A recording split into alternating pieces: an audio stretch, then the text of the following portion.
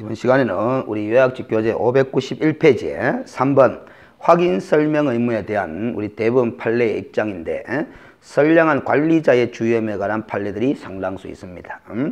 자, 그래서 구체적인 실무 사례에서 등장한 판례들이라고 보시면 되는데, 일단은 이게 확인 설명 의무와 관련된 이 판례 입장들은 실무 문제로 잘 등장을 합니다. 실무 문제로.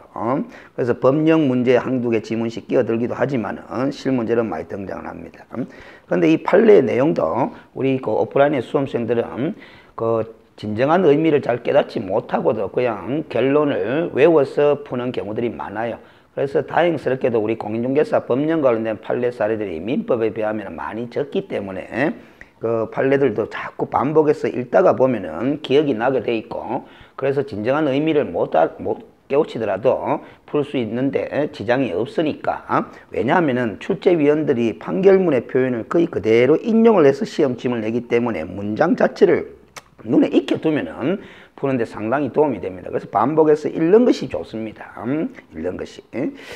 자, 591페이지의 첫 번째 판례를 보면은 우리 부동산 중개계약에 따른 개업공인중개사의 확인 설명 의무, 그걸 방금 점검했죠. 그리고 그 확인 설명 의무를 소홀히 해서 어른에게 재산상 손해를 발생시켰을 때는 손해배상 책임을 지게 되어 있습니다. 그래서 우리 공인중개사법 25조에 규정되어 있는 이 확인 설명 의무와 30조에 따른 손해배상 의무는 의뢰인이 개업공인중개사에게 소정의 중개보수를 지급하지 아니하였다고 해서 당연히 소멸되는 의무는 아니다. 그 말은 이 의뢰인이 개업공인중개사에게 보수를 지급하지 않는, 즉 무상중개 행위를 하는 경우에도 개업공인중개사는 확인 설명해야 되고 그에 따른 또 손해배상 책임도 져야 된다라는 그런 판례입니다. 무상이라고 해가지고 달라질 것은 없다라는 거죠. 이 판례가 나오게 된 배경도 보면 우리 민법상 이 위임계약관계가 원칙적으로 무상계약관계거든요.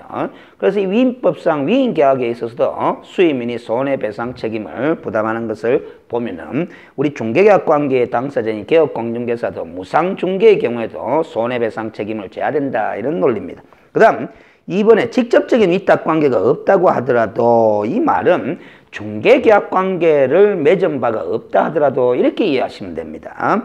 개업공인중개사의 개입을 신뢰하여 거래를 하기에 이른 거래 상대방에 대하여도, 즉 자신의 의뢰인이 아닌 거래 상대방에 대해서도, 그 말은 공동중개를 하는 과정에서는 어느 한쪽 당사자는 자신의 의뢰인이 아니겠죠. 알겠어요? 그런 거래 상대방에 대해서도 개업공인중개사로서는 신의성실의 원칙상 그 중개대상물이 목적 부동산의 하자라든가 권리자의 진정성 여부, 그리고 대리관계 적법성 등, 즉 거래상 중요사항들에 대하여 각별한 주의를 기울여서 업무를 처리해야 될 일반적인 주의 의무를 부담한다라는 겁니다. 그 일반적인 주의 의무를 위반해서 손해를 발생시키게 되면 자신의 의뢰인이 아닌 그 거래 상대방에 대해서도 손해배상 책임을 져야 된다라는 소리입니다.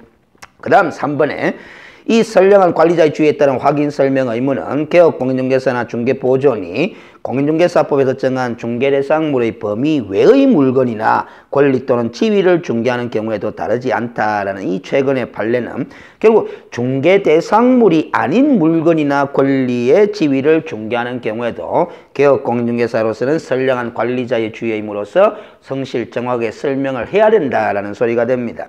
꼭 중개대상물을 중개할 때만 선량한 관리자의 주의 의무에 따라서 성실 정확하게 설명하라, 그런 취지가 아니다라는 거죠. 그 다음 4번에 이거는 앞에서 봤던 판례인데, 그래서 뒷페이지로 넘어가 볼까요? 매도 등 권리를 처분하려는 자가 진정한 권리자와 동일인지 여부를 부동산 등기사항 증명서와 주민등록증 등에 의하여 조사 확인할 의무가 있다라는 거죠. 그래서 그 등이, 주민등록증 뒤에 등이 붙었다라는 것은 이 매도 등 처분하려는 자가 진정한 권리자인지 여부를 등기부와 주민등록증만 조사 확인하면 자신의 주의 의무를 다 하였다고 보는 판례는 아니다라는 거죠. 이 사안에서는 등기부와 주민등록증을 조사 확인하면 충분한 사안이지만은 이 등기부와 주민등록증을 조사 확인했음에도 불구하고 알겠어요? 그 매도 의뢰인이 진정한 권리자인지 아닌지 여부에 의심이 가는 경우도 있을 수 있는 거죠. 그렇다면 등기부, 주민등록증 이외에 등기 권리증의 소지 여부까지도 조사 확인해 보아야 할 주의 의무가 있다라는 것이 5번의 판례입니다. 그 다음 6번 판례는 이 건재당권이 설정된 중개대상물을 중개하는 경우에 그 건재당권이라는 권리관계의 내용을 설명해야 되는데 채권 채굴 조사 확인하여 설명하면 족하다는 것이 원칙입니다. 그러나 실제 피담보 채무액에 관해서는 설명할 의무는 없지만은 이 실제 피담보 채무액까지 설명하게 되는 상황에 왔다라면은 그 실제 피담보 채무에 관한 그릇된 정보를 제대로 확인하지도 않고 마치 진실인 양 의뢰인에게 그대로 전달하는 이런 개업공인중개사의 행위는 결국 선량한 관리자의 주요 의무를 위반한 사항이라고 봐야 된다라는 판례입니다. 그래서 결국에는 확인 설명하지 않아도 되는 사항, 즉 이 사건에서는 실제 피담보 채무액이죠. 확인 설명하지 않아도 되는 사항에 대해서 자기가 제대로 알고 있지 못하면은 알고 있지 못하다라고 그대로 이야기를 하라는 건데 마치 알고 있는 것은 제대로 알고 있는 것이냐 전달하게 되는 이런 행위는 선량한 관리자의 주요 의무에 어긋나는 행위다라는 거죠.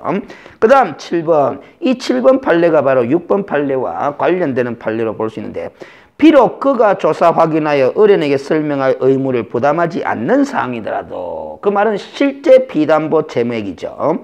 의뢰인이 계약 체결 여부를 결정하는 데 중요한 자료가 되는 사항이라고 한다면은 그릇된 정보를 제공해서는 아니 된다 이 말이지. 개업공인중개사는 자기가 아는 범위 내에서만 그대로 진실되게 설명을 하지 그릇된 정보를 마치 진실인 양 의뢰인에게 그대로 전달케 하는 이런 행위는 의뢰인과의 관계에서 신의 측에 위반되는 행위로서 선량한 관리자의 주요 의무 위반된 행위다 이렇게 본다는 거죠.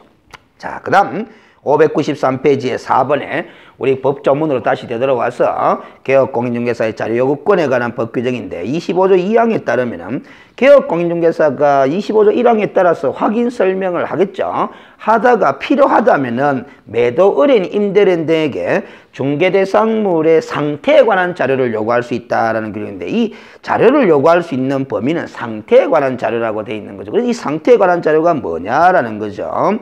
그래서 이 상태에 관한 자료의 범위에 관해서 우리가 확인 설명서 서식을 통해서 살펴보면은 그 네 번째 들어보겠습니다. 시행규칙 별지 20호 서식의 기재 요령에 따르면 의하면이라는 거죠. 그래서 법조문상으로 상태에 관한 자료의 범위가 어디 범위까지인지는 명확하지 않습니다. 그러나 확인 설명서 서식을 살펴보면은 상태에 관한 자료의 범위가 어느 범위까지 알 수 있는데 보면은 확인 설명할 사항 우리 9가지 중에 5번, 6번, 7번 진하게 번호 표시해 놓은 거 있죠. 그 사항으로서 구체적으로는 수도, 전기, 가스, 소방, 열 공급, 선광기 및 배수 등 시설물의 상태와 벽면 및 도배 상태 그리고 환경 조건에 관한 사항일 건데 그러나 우리가 확인 설명서 서식을 좀 더 구체적으로 보면은 그 5번, 6번, 7번 사항 이외에도 개업공인중개사 세부 확인 사항의 하나로 포함되어 있기 때문에 이 실제 권리관계 및 미공시 중요 물건의 소유관계에 대해서도 매도 의뢰인 등에게 문의를 통해서 확인할 수 있지 않느냐 이렇게 볼 수 있는 겁니다. 그래서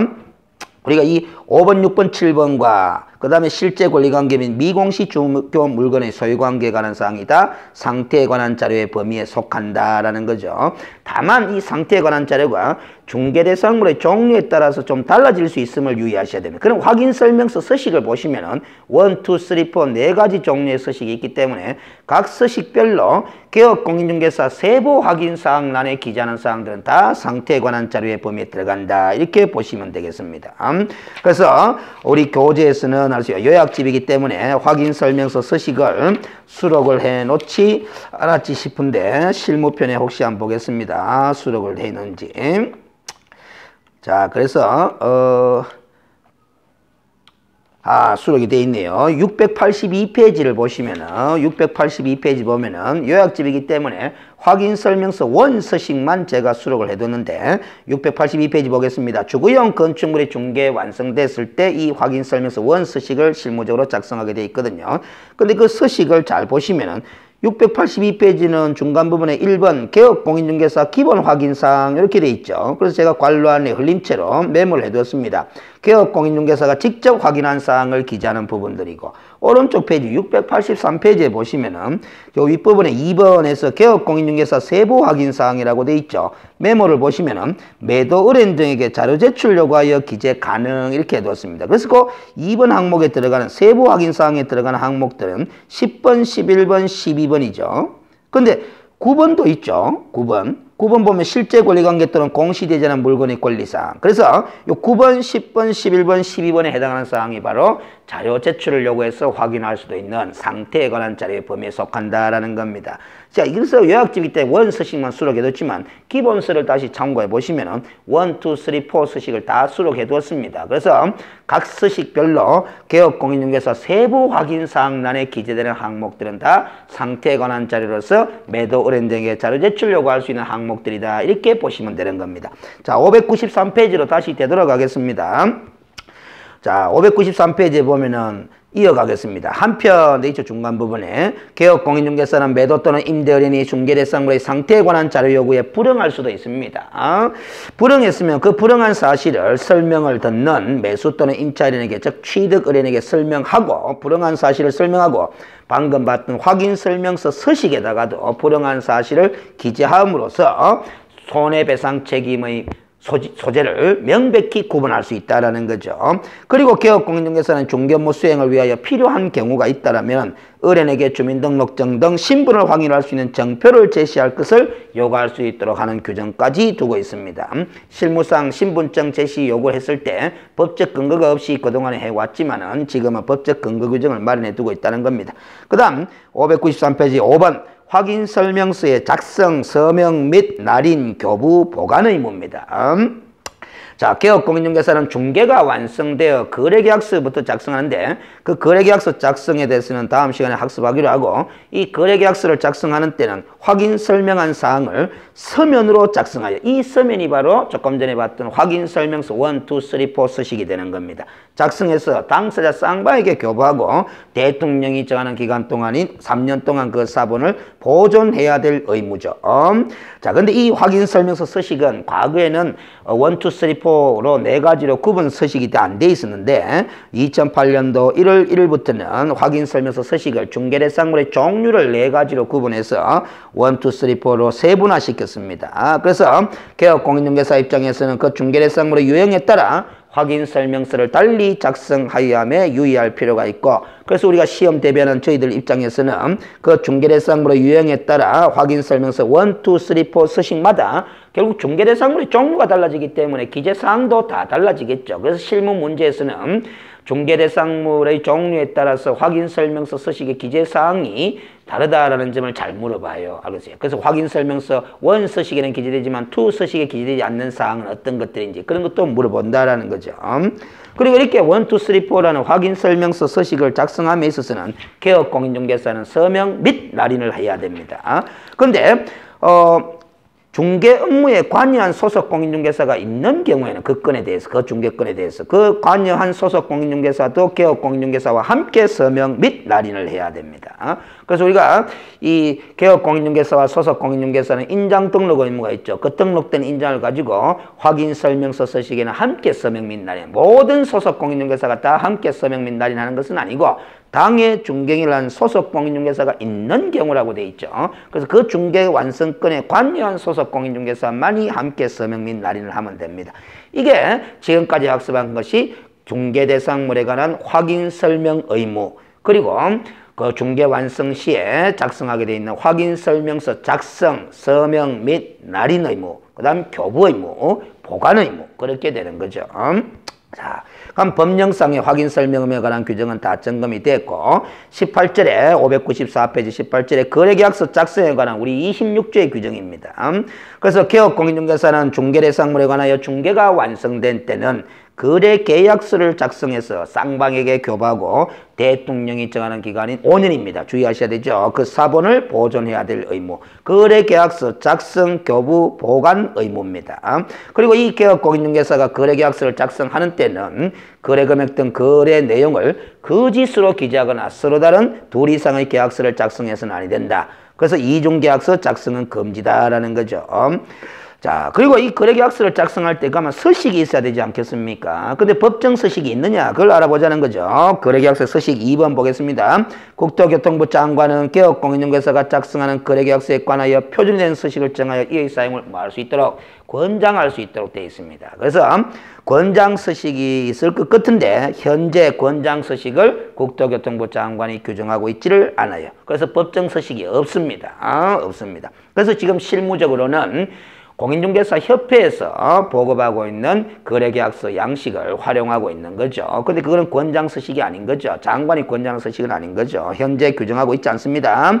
일반 중개계약서도 국토교통부 장관이 표준서식을 정해서 이의 사용을 권장할 수 있다는 규정을 두고 있고 하지만은 그거는 또 시행규칙에서 권장서식을 정해놨지만 이 거래계약서는 아직 정해놓고 있지를 않다라는 거죠. 자, 그래서 실무적으로는 이 빈백지를 꺼내가 거래계약서를 작성해도 아무 관계가 없고 협회가 보급하는 그 거래계약서 서식을 작성해도 아무 관계는 없지만은 595페이지의 이 네모 박스에 있는 필요적 기회사항 9가지만큼은 반드시 포함시켜서 기재해야 된다. 9가지 또 외우셔야 됩니다. 시험에 잘 나옵니다. 특히 8번 확인설명서 교부일자가 거래계약서의 필요적 기회사항이냐 아니냐를 잘 물어보니까 주의를 하셔야 될 것이고 이 필요적 기회사항은 거래계약서 양식을 좀 보면서 학습하면 편합니다. 그래서 우리가 기본서에는 거래계약서 양식을 소개해놨으니까 그 양식을 보면서 요 9가지를 암기 좀 해둘 필요가 있겠고요. 위로 올라가 보겠습니다. 이 거래계약서에는 다음 갖고 즉 필요적 계상 9가지를 기재해야 되는데 개업공인중개사가 서명 및 날인까지 된다. 작성을 했으면 마찬가지 당해 중개한 소속공인중개사가 있는 경우는 소속공인중개사가 함께 서명 및 날인한다. 방금 봤던 확인설명서의 서명 및 날인 규정하고 똑같죠. 문장이. 그 이유는 우리 법조문 자체가 이 거래계약서의 서명 및 날인에 대해서는 확인설명서의 서명 및 날인에 관한 규정을 준용하도록 되어 있기 때문에 문장이 똑같이 적혀지는 겁니다. 알겠어요? 자, 그러면 됐고요. 595페이지 제19절에 개업공인중개사 등의 기본 윤리 여기까지 학습하도록 하겠습니다. 자, 그래서 우리 29조 1항에 보면은 개업공인중개사와 소속공인중개사만큼은 전문 직업인으로서의 품위를 유지하고 신의와 성실로서 공정하게 중개하는 업무를 해야 한다라는 아주 추상적인 규정을 두고 있는데 이 규정은 개업공인중개사와 소속공인중개사의 업무 처리 원칙을 선언해 놓은 규정이다. 이렇게 보시면 되겠습니다. 이 조문은 어떻게 작용되느냐 하면 실무적으로는 우리 공인중개사법의 중개업무 수행에 대한 명확한 규정을 두고 있지 않은 경우에도 이 29조 1항의 업무 처리 원칙에 부합되도록 처리하라라는 그런 뜻으로 이해하시면 됩니다. 추상적, 선언적인 의미의 규정이죠. 그래서 이런 규정들은 시험 문제 낼 때 구체적으로 물을 끌 수 없습니다. 그러나 품위 유지 의무, 신의칙상의 의무 이게 있는 건 틀림없죠. 그래서 누구의 의무사항이냐 그 정도라 두면 됩니다. 개업공인중개사와 소속공인중개사의 의무다. 중개보조는 의무는 아니다라는 거죠. 그 다음 비밀준수 의무입니다. 간단합니다. 내용은. 그런데 주어가 지금 개업공인중개사 등은 이렇게 돼 있죠. 등이 붙었다는 것은 중개업에 종사하는 사람 모두 다를 포함하는 거죠. 그래서 비밀준수 의무의 주체는 개업공인중개사 등이고 방금 봤던 품위유지 의무의 주체는 개업공인중개사와 소속공인중개사만의 의무다라는 거죠. 자, 비밀준수 의무는 개업공인중개사 등은 이번 및 다른 법률에 특별한 규정이 있는 경우를 제외하고는 되어 있어요. 그래서 제외되는 경우에는 비밀준수 의무 위반으로 물을 수 없다, 처벌할 수 없다라는 뜻이 되겠죠. 그런 경우를 제외하고는 직무상 알게 된 비밀을 누설해서는 아니 된다. 개업공인중개사 등이 그 업무를 떠난 후에도 또한 같다라는 겁니다. 알겠어요? 이 비밀준수 의무를 위반하게 되면 형사처벌 대상입니다. 1년 이하 징역 또는 1천만의 벌금형인데 우리 공인중개사 법령상 유일하게 이 비밀준수 의무 위반에 관한 죄만큼은 반의사 불벌죄로 규정을 해뒀어요. 그래서 피해자의 명시한 의사에 반하여 벌하지 아니하는 죄로 규정된 것이 바로 비밀준수 의무 위반죄다라는 겁니다. 근데 이런 부분은 내용은 다 알아요. 근데 비밀준수 의무 내용 다 알죠. 아는데 시험 문제의 문장을 읽을 때 익숙해지지 않기 때문에 또 실수로 틀리는 경우가 많아요. 예를 들어서 과거에 기출된 질문을 소개해두면 개업공인중개사 등은 직무상 알게 된 비밀을 어떠한 경우에도 누설해서는 아니 된다. 이렇게 표현을 합니다. 그럼 어떠한 경우에도 라고 말을 썼다는 것은 X가 되는 거죠. 왜냐하면 제외되는 경우가 있으니까 이 법이나 다른 법률에 특별한 규정이 있는 경우는 제외한다 그랬잖아요. 제외되는 경우가 있으니까 어떠한 경우에다라고 표현을 하면 틀린 답항이 되는 거죠. 거죠. 그래서 항상 글을 많이 읽어야 됩니다. 그래서 제가 이 기본서나 요약집 교재를 편집할 때 가장 신경을 쓰는 부분이 문장 위주로 교재를 썼습니다. 그래서 다른 출판사 교재는 전부 다 요약집 형태로 그냥 단어 위주로 이렇게 요점 정리 형식으로 교재를 많이 편집을 하는데 저는 문장 위주로 교재를 편집합니다. 그리고 제가 뭐 자부하는 바가 뭐겠느냐 하면은 제가 강의는 조금 이 말 표현이라든가 이런 부분에서 부족한지는 모르겠는데 이 교재를 편집할 때는 상당히 자신감을 가지고 편집을 했으니까 가급적 강의를 한두 번 듣고는 교재를 많이 읽어주시는 것이 학습 효과를 높이는 데 도움이 된다. 이렇게 말씀드리고 싶습니다. 계속 반복해서 읽어주시는 게 좋아요. 읽기 편하도록 교재를 편집할 때 신경을 많이 썼으니까 그 점을 참고하시기 바랍니다. 자, 그 다음에 596페이지에 보면 제20절에 보면은 손해배상책임과 업무 보정 설정에 관한 우리 공인중개사법 30조 규정입니다. 우리 손해배상책임에 관한 어떤 아웃라인만 좀 잡고 이번 시간 수업을 마무리 짓도록 하겠습니다. 그 그림을 보시면은 과실책임, 무과실책임 이렇게 해서 그림을 구분해 두었죠. 그래서 우리 공인중개사법 30조에 보면은 손해배상 책임의 보장에 관한 규정을 두고 있는데 1항이 있고 2항이 있고 3항, 4항, 5항이 있습니다. 그래서 1, 2항은 손해배상 책임에 관한 규정이고 3, 4, 5항은 업무 보정 설정에 관한 규정이에요. 업무 보정 설정. 그래서 이 업무 보정 설정이 바로 요 1, 2항에 따른 손해배상 책임을 보장하기 위한 규정이다. 이렇게 보시면 됩니다. 그래서 1항이 어떻게 규정되어 있느냐 하면은 개업공인중개사가 중개행위를 행함에 있어서 고의 또는 과실로 인하여 거래 당사자에게 재산상 손해를 발생케 한 때는 배상할 책임이 있다. 그리고 2항은 개업공인중개사가 자신의 중개사무소를 다른 사람의 중개행위 장소로 제공함으로써 거래 당사자에게 재산상 손해를 발생케 한 때는 그 손해를 배상할 책임이 있다. 이렇게 규정을 해두고 있습니다. 그래서 이 1항에 따른 손해배상 책임은 과실 책임이고 2항 사무소 제공에 따른 손해배상 책임은 무과실 책임에 해당한다. 이렇게 시스템이 쓰는 거죠. 그래서 우리 표를 보시면은 과실 책임 부분에 관한 30조 1항이고 무과실 책임은 30조 2항이죠. 법조문 그대로 적어놨습니다. 그런데 과실책임의 부분에 보면은 과실책임의 부분에 보면은 당구장 마크 표시되어 있는 문장이 두 줄. 소위 간주 규정에 의한 개업공인중개사의 손해배상 책임은 무과실책임이다. 주의하라는 거죠. 그러면 이걸 무과실책임 부분에 적으려고 하다가 과실책임 칸에 적었는데 그 이유는 요 중개행위와 관련된 손해배상 책임이거든요. 우리가 15조 2항 간주규정이라는 게 이런 거였죠. 고용인의 업무상 행위는 그를 고용한 개업공인중개사의 행위로 본다라는 것이 15조 2항 소위 간주규정이었습니다. 그래서 고용인의 업무상 행위에 고의 과실이 있어가지고 거래 당사자에게 재산상 손해를 발생시켰으면 그 고용인도 직접 행위자로서 손해배상 책임을 지지만 간주규정을 근거로 개업공인중개사도 함께 손해배상 책임을 지거든요. 연대해서 책임을 진다 이 말. 그 연대해서 개업공인중개사가 책임을 지는 것도 무과실 책임에 해당한다라는 겁니다. 알겠어요? 그래서 결국 그렇게 보면은 개업공인중개사가 공인중개사 법령에 따라서 손해배상 책임을 지는 케이스는 크게 세 가지가 됩니다. 30조 1항 개업공인중개사 자신의 중개행위에 고의 과실이 있어가 과실 책임으로서 손해배상 책임을 지는 경우가 있고 그 다음에 고용인의 업무상 행위에 고의 과실이 있어가지고 간주규정 때문에 개업공인중개사가 함께 연대해서 손해배상 책임을 지는 무과실 책임이 하나 있고 또 한 가지가 30조 2항 중개사무소를 다른 사람의 중개행위 장소로 제공함으로써 발생하는 손해배상 책임, 즉 무과실 책임을 지는 그런 경우가 있고 요 세 가지가 개업공인중개사가 공인중개사 법령에 따라서 손해배상 책임을 지는 그 경우 사례 세 가지입니다. 알겠어요? 사례입니다. 그러면 이 손해배상 책임에 관한 공인중개사법의 이 규정은 결국 민법 750조 불법행위에 기한 손해배상 책임 그리고 756조 사용자 배상 책임에 관한 특별 규정으로서의 의미를 지닌 거죠. 그래서 특별법 우선적인 원칙에 따라서 공인중개사법상의 손해배상 책임이 성립되지 않는 즉 세 가지 케이스에 해당되지 않는 그런 손해 부분이 별도로 있다면은 그는 민법 규정에 따라서 손해배상 책임의 성립 여부를 별도로 판단해야 될 될 부분이다라는 겁니다. 그래서 오늘 이 시간에는 이렇게 아웃라인만 잡아두고 다음 시간에 그 구체적인 손해배상 책임이 성립되는 케이스 3가지 사례를 따로따로 하나 구체적으로 판례까지 소개해가면서 점검을 하도록 하겠습니다. 수고하셨습니다.